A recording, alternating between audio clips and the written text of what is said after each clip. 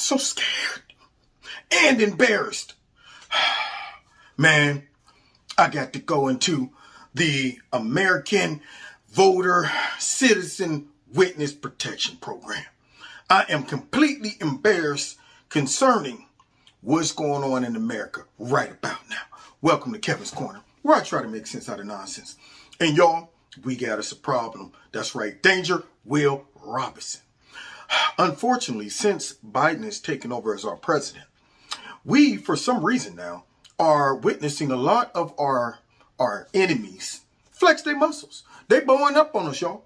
They're walking up on us, talking reckless, acting reckless. Now, what would make them do that?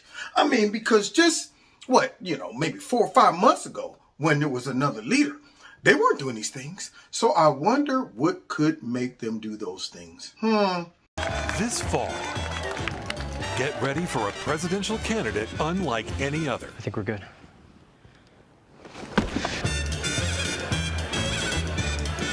Weekend at Biden.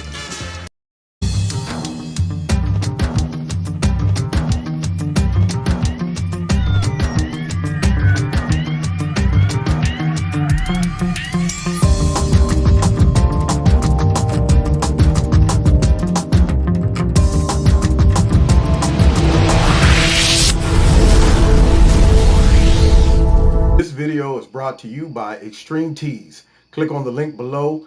Make sure you put Kevin in the promo code and you'll get a 20% discount. Now that's funny. And actually, if it was a real movie, I probably would go see it.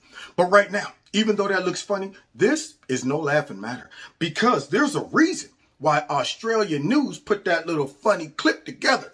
It is their interpretation of what is going on in America right now. And you know what, guys? Perception is reality. It's everything. When you perceive the United States, you cannot be looking at us like we're weak, like we're not able to get our will across, like we're no longer the United States of old. Because when you are the largest, most powerful nation on the planet, everybody's gunning for you. Nobody likes to have to come to the alpha dog and kind of curl up. What's up, man? You good? You mind if I just hang out with you? Because I just want to make sure everybody realize I'm friends with the alpha dog. Nobody really likes that position. That is why the alpha wolf is always being challenged by the beta wolf. And if he does not show that he is able to be the alpha wolf, he will be dominated, taken over, and thrown out. And it appears that our enemies are starting to sense that. Starting off with these obvious reasons right here. I'm thinking if I was our enemy and I saw this montage, what would be my interpretation of the U.S.? Now, I think we can all agree that the world has become a more dangerous place since Joe Biden was inaugurated U.S. president. But the question we have to ask now is, why? Well, this right here is a good start.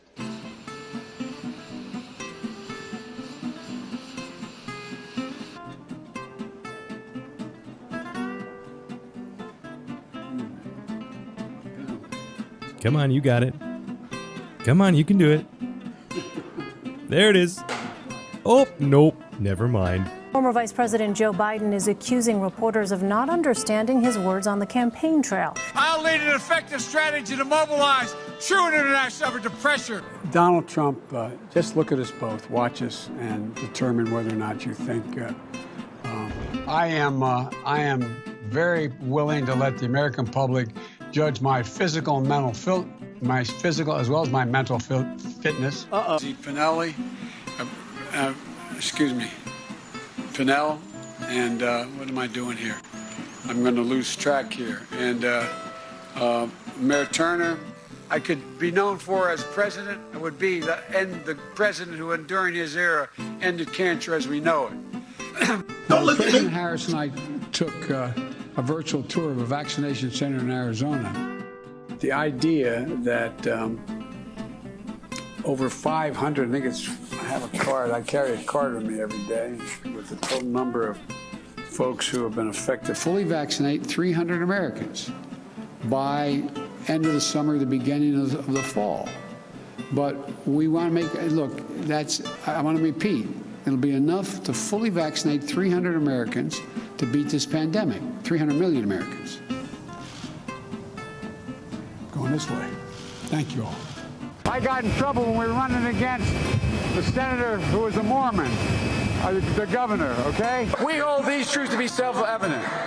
All men and women created by you know the thing. Today, in what must be totally humiliating to Joe Biden, we now have dozens of House Democrats, not Republicans, calling on Joe Biden to relinquish his sole authority to the nuclear codes. So the best way to get something done, if it holds near and dear to you that you like to be able to Get it out. Spit that mess out. Anyway,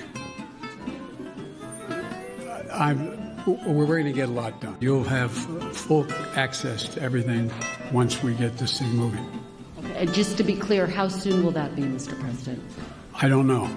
Well, no, treating the root causes in Latin America doesn't change things overnight. How do you realistically and physically keep these families from coming to the U.S. when things will not get better in their countries right away? Well, I can't guarantee that. But I know, that old thing, the journey of 1,000 miles starts with the first step. Okay, hang on. Sorry. Oh, Singmin, Miss Kim. What am I doing here? I'm going to lose track here. And what am I doing here? We want to work together, or they'll decide that the way in which they want to proceed is to just. Good afternoon. Welcome to the nation's Constitution Center. I had the great privilege of Breathe. being the guest Clear. leader of this outfit for a year. It's an appropriate place to make the speech I'm about to make. Now, when it comes to Donald Trump versus me, just look at us, okay? Just look at us. This idea of, slow Joe. I'm ready on day one after more than 3 years in office. Why isn't Donald Trump ready? Mr. President, wake up. So, sir, you blame the last administration, but is your messaging in saying that these children are and will be allowed to stay in this country and work their way through this process, encouraging families like Joselle's to come? Well, look.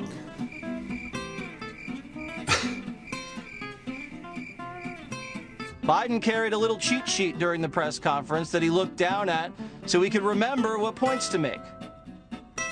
Even had a little cheat sheet with reporters to call on, with their little pictures next to their names. It's my comfort dog.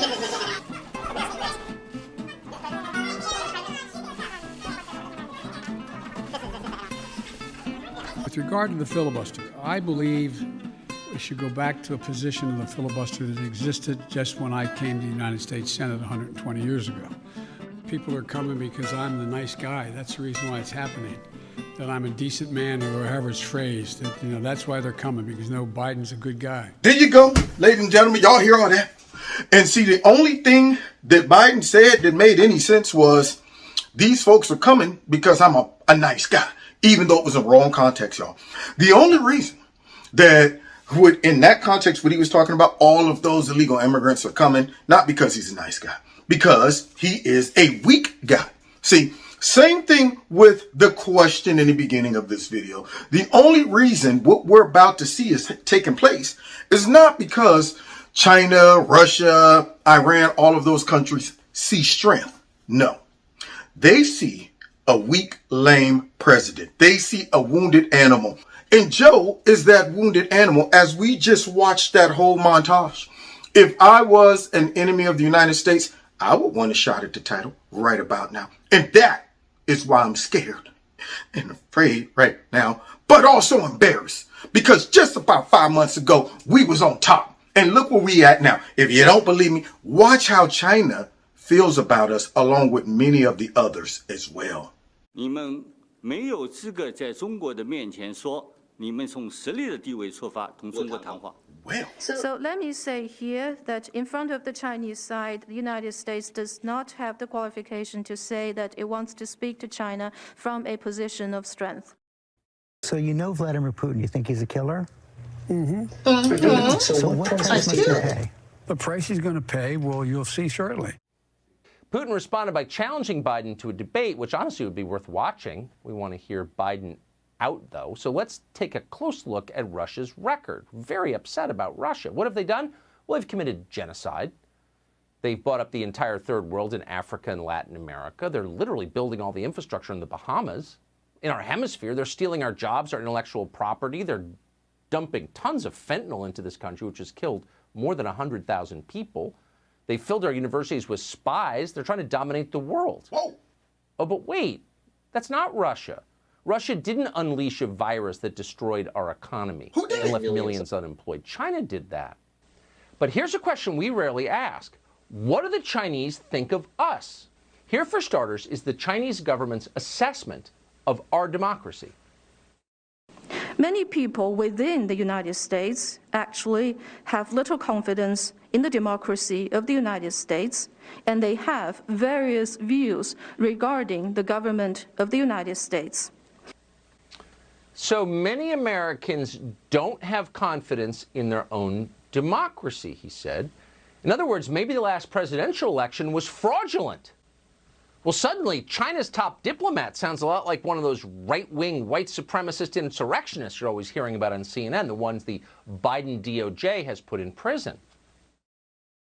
We do not believe in invading through the use of force or to topple other regimes through various means, or to massacre the people of other countries, because all of those would only cause turmoil and instability in this world. It is important for the United States to change its own image and to stop advancing its own democracy in the rest of the world. The Chinese government has utter contempt for the Biden administration and doesn't feel like hiding it anymore. As one of his first acts as President of the United States, Joe Biden signed an executive order telling federal agencies to stop making references to the pandemic by the, quote, geographic location of its origin.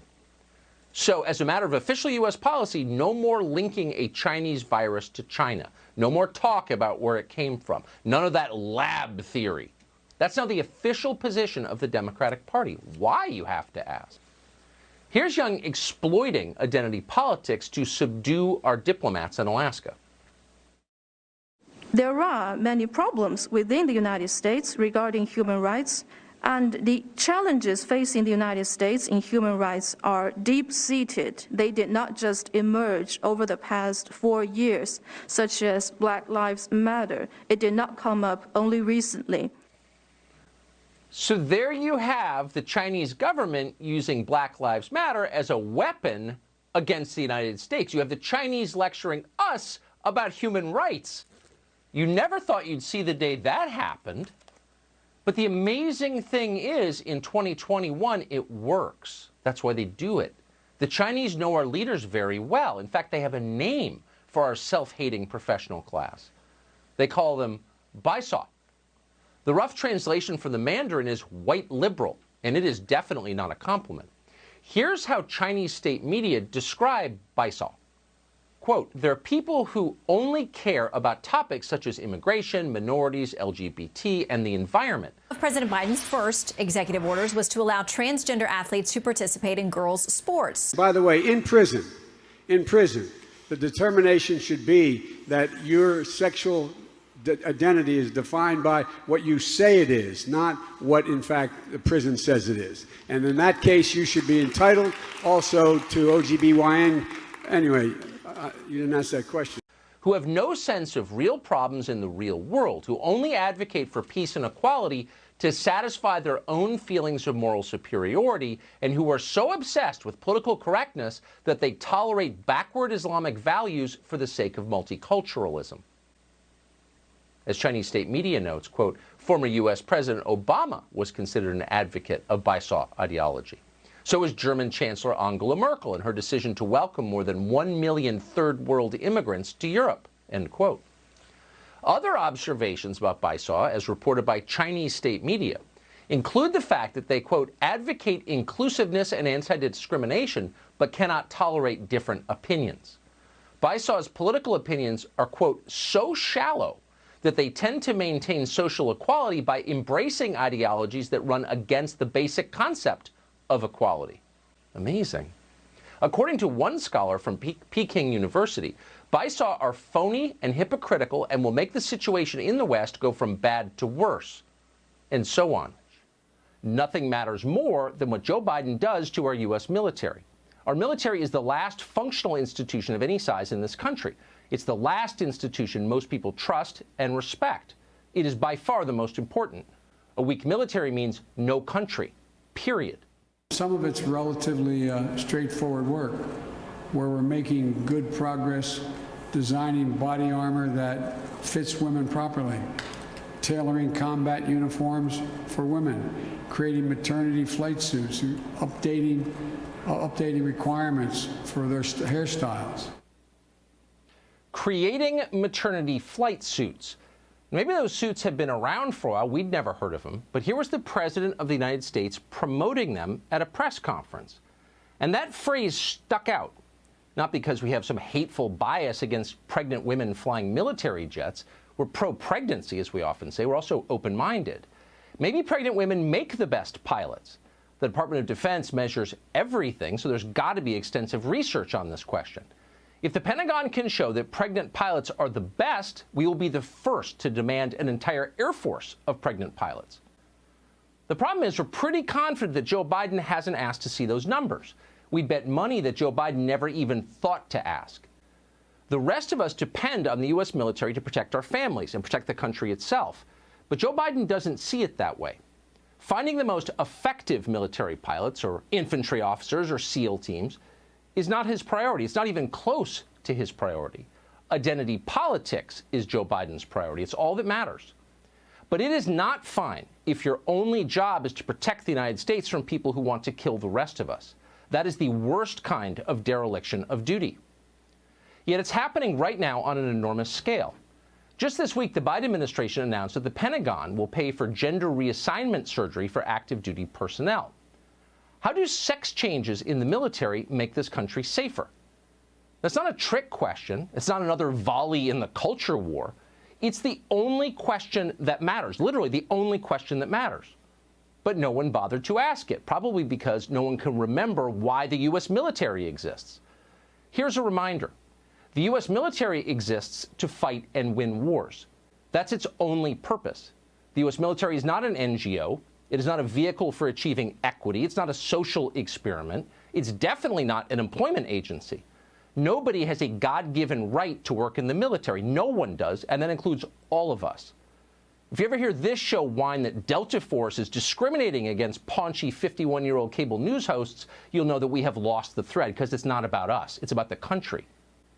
Making people feel valued and included is a good thing.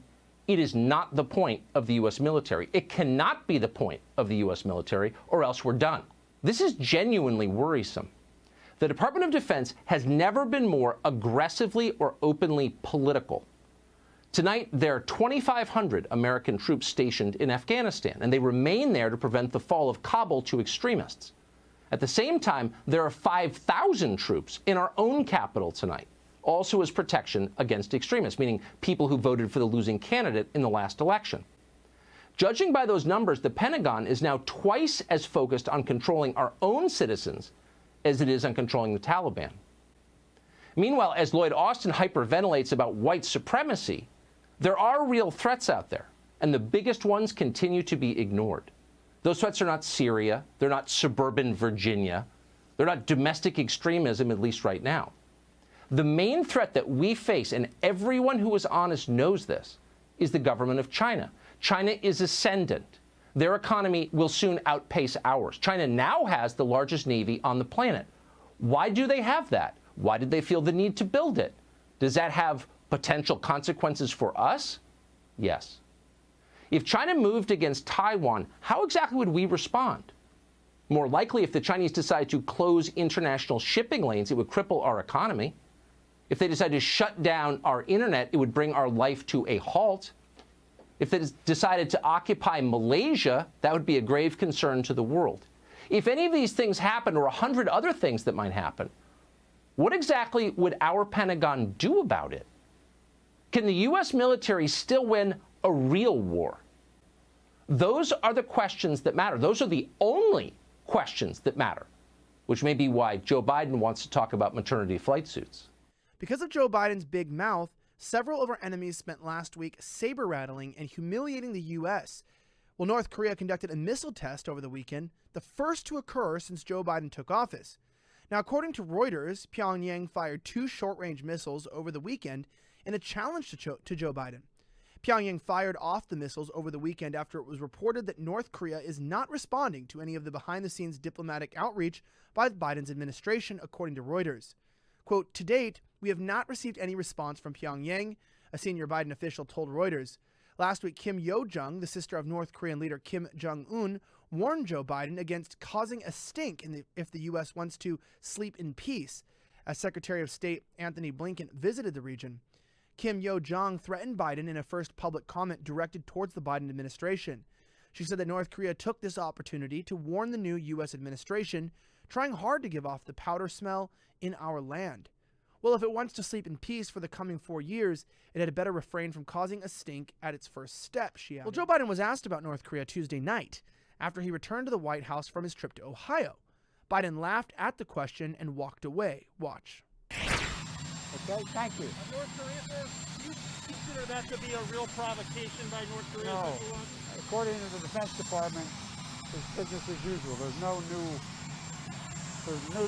wrinkle in what they did. Does it affect diplomacy at all? What do you think about guns going on? It was a foreign policy issue. Mr. President, a couple of Asian American senators have threatened to veto your nominees if you don't nominate diverse candidates. Have you spoken to them? Well, I don't know what... An Asian American in your cabinet, sir, is what they're asking for. We have the most diverse cabinet in history. We have a lot of Asian Americans who are in the cabinet and sub-cabinet levels. Our cabinet is formed. We're consulting with our allies and partners, and there will be responses if they choose to escalate. We will respond accordingly. But I'm also prepared for some form of diplomacy. I think we can all agree that the world has become a more dangerous place since Joe Biden was inaugurated U.S. president. But the question we have to ask now is, why? I mean, look at it. On Friday, Chinese forces committed their largest ever incursion into Taiwanese airspace, as worries grow by the day of a Chinese invasion of the Democratic Island Republic. Meanwhile, in the Middle East, Iran is on the march with its rebel militias now attacking Saudi oil fields and building up a stockpile of missiles that has Israeli planners increasingly nervous about a potentially devastating conflict happening sooner rather than later. And here in Australia, officials are now also worried that with the U.S. seemingly in retreat under Joe Biden, they need to dramatically up defense preparations to counter threats from the north, i.e. China. So, why are things getting so hot so fast? Surely the U.S. is still big enough and ugly enough to ward off anyone planning anything truly dangerous, right? Well, not so fast, because the U.S. military, I am sorry to report, has fallen prey to invading armies of PC wokesters, human resources, PowerPoint jockeys, and identity politics radicals. So instead of being on alert to fight foreign enemies, the U.S. military is now being used to ferret out domestic foes, i.e., anyone to the right of the Biden administration. It started with the militarization of the U.S. Capitol by the National Guard due to the supposed and now widely debunked threat of some further alt-right quote-unquote insurrection after Joe Biden's inauguration. It moved on to National Guard troops marching down the halls of Congress to criticize a Republican congresswoman after she made comments they didn't agree with. Then the Pentagon ordered a one-day stand-down of military forces across the globe to deal with the supposed problem of extremism in the ranks. Though those who participated in the training say that while the sessions were supposedly all about going after the alt-right, Anyone who talked about Antifa or Black Lives Matter and brought up the violence done in the names of those organizations was quickly shut down. The sessions instead, many who participated in the report, were really about ferreting out anyone guilty of wrongthink on the right. And here's the sinister bit. It also encouraged servicemen and women to report one another to higher-ups if they caught them saying or expressing the wrong things or ideas or opinions. I mean, really, how long is it until the U.S. military goes down the road of the old Soviet Union, where political officers were always on hand to check everyone's thinking and overrule commanders on the ground? Yesterday, the Pentagon's Special Operations Command made an announcement from its official Twitter account. Special Operations Command is a very significant thing in the U.S. military and in our country. It oversees Delta Force, the SEAL teams, and the rest of our most celebrated, best trained, most lethal warfighters. So the tweet announced that a man called Richard Torres Estrada is now the, quote, Chief of Diversity and Inclusion of America's Special Forces, and they included his picture with the announcement. Then, at the very top of its website, the Special Operations Command included a link to its extensive, it's quite long, new Diversity and Inclusion Strategic Plan. Now, the one thing we know about that plan is that it will result in the dramatic lowering of standards within our elite ranks. It probably already has. So how will that make America safer? Well, the generals never said you couldn't find that on the website. Instead, they told us that, quote, all of us understand that diversity and inclusion are operational imperatives. They didn't say how, they just said they're imperatives. So this is the initiative that Richard Torres Estrada will be running. So the question is, who exactly is Richard Torres Estrada? Well, his Facebook page gives some indication of who he is. On it, you will find an attack on the police as racists. You'll find crude BLM propaganda. You will find a photograph of Donald Trump holding a Bible in front of a church. Next to Trump is a photograph of Adolf Hitler. The point is, they're the same. So this is the guy who now oversees hiring for the Navy SEALs. If you're wondering whether our military leadership has gone woke, you can consider that question settled for good. The Pentagon is now the Yale Faculty Lounge, but with cruise missiles. And that should concern you. Meanwhile, the rest of the world rolls on and gets more menacing by the day. Tonight, for example, the Suez Canal, one of the busiest shipping lanes in the world, is blocked by a stranded container ship. Was it an accident? Maybe, maybe not. We don't know. What we do know is that the Suez Canal is vital to the world's economy. That's not an overstatement. The Suez Canal is one of only about a dozen strategic choke points that control virtually all global trade, and now it's closed. So this is a challenge to America's critical national interests. How is the Pentagon responding to that? Well, they're occupied with other things right now. For the last month, the entire U.S. military has been operating under a so-called stand-down order. That was issued by the new Secretary of Defense, Lloyd Austin, the defense contractor, now running the military. Lloyd Austin believes the real threat to America is not the Chinese government or paralyzed global trade. The real threat to this country is people who didn't vote for Joe Biden. Watch. And if confirmed, I will fight hard to stamp out sexual assault and to rid our ranks of racists and extremists.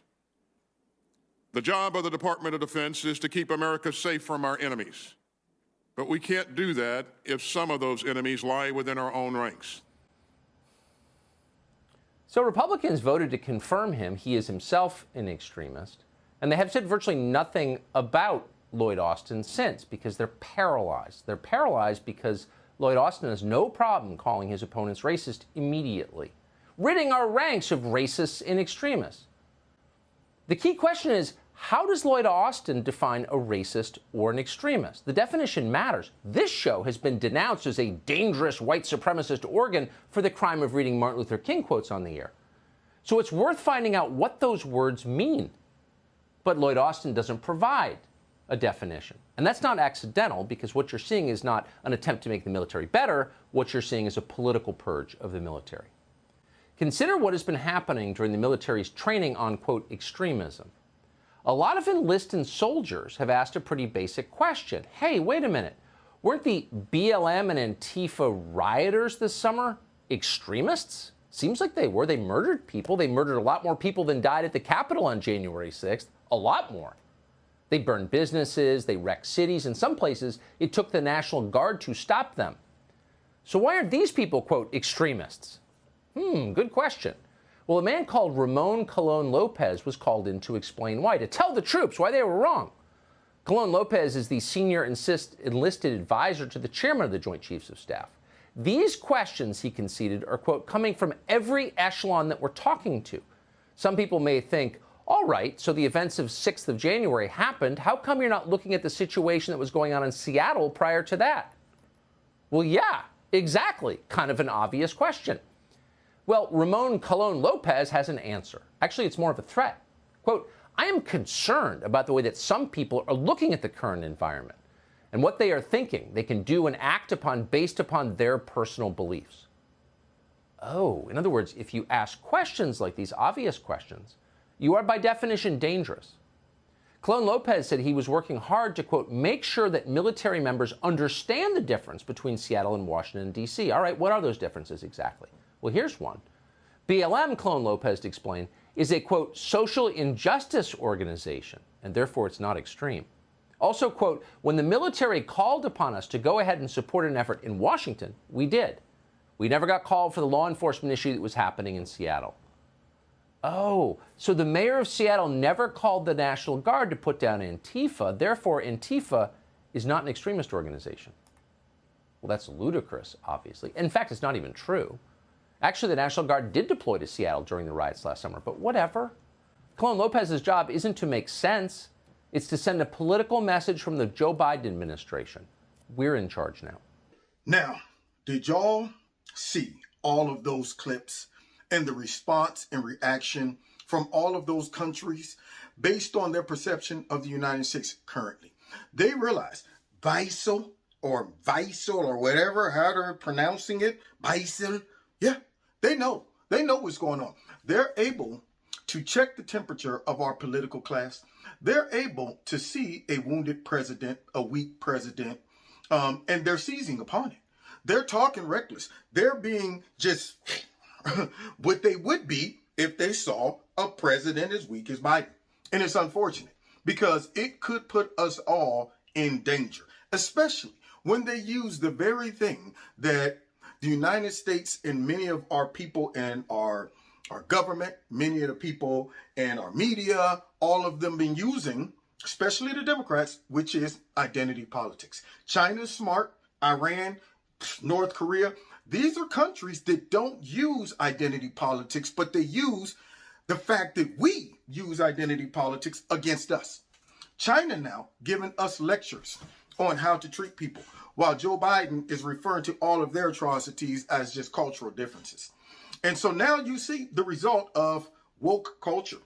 It only seems to work for the people in your country. But our enemies, they don't play that mess. They're not over there getting lectures from folks about how they should be and how should they look at maybe getting uniforms for women that fly airplanes. You know, we want to make sure we accommodate them at 9 or 10 months. Yeah, we want to make sure so they can spin that baby all around at Mach 5. And so China sees it, North Korea sees it, Iran sees it, and I pray that our citizens see it as well and start to focus on the main thing.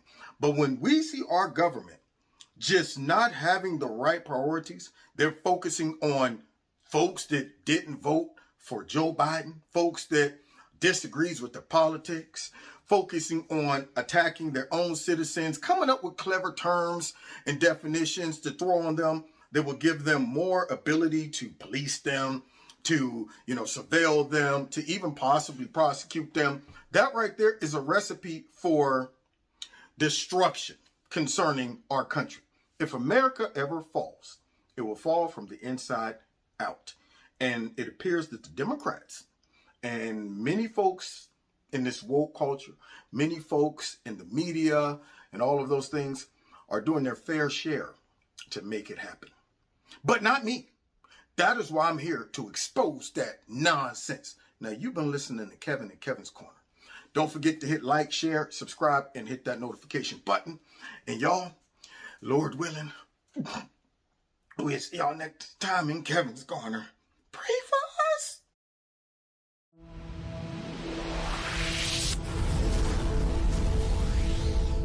Check out Extreme Tees, my sponsor. The link is below this video. If you click on it and put Kevin in the promo code, you'll get a 20% discount. And finally, don't forget to hit like, share, subscribe, and hit the notification button. And if you'd like to donate to Kevin and Kevin's Corner, there's links below this video to do that as well. Okay, God bless you and God bless America.